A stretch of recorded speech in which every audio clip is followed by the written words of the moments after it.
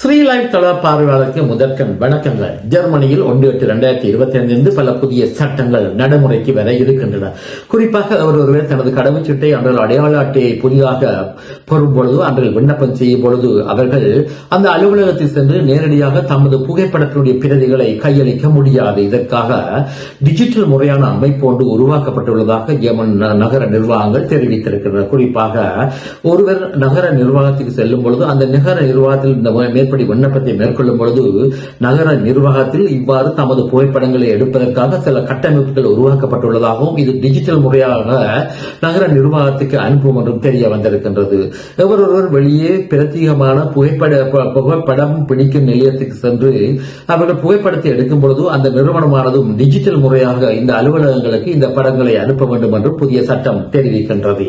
இதே போன்று meet price பிரம்ஸ் என்று சொல்லப்படுகின்ற வாடகைக்குரிய வீட்டு வாடகைக்குரிய விலையை ஏற்ற முடியாது என்றும், அதாவது 2029 வரை ஏற்ற முடியாது என்று புதிய சட்டம் தெரிவிப்பதாக தெரிய வந்திருக்கின்றது. மேலும் மூன்றாவதாக சைபர் அட்டாக் என்று சொல்லப்படுகின்ற இணையதள தாக்குதலை வீட்டில் உள்ள கருவிகளில் மேற்கொள்ளாத வகையில் பாதுகாப்பு நடவடிக்கைகளை இந்த கருவிகள் உற்பத்தி செய்கின்றவர்கள் மேற்கொள்ள வேண்டும் என்றும் தெரிய வந்திருக்கின்றது.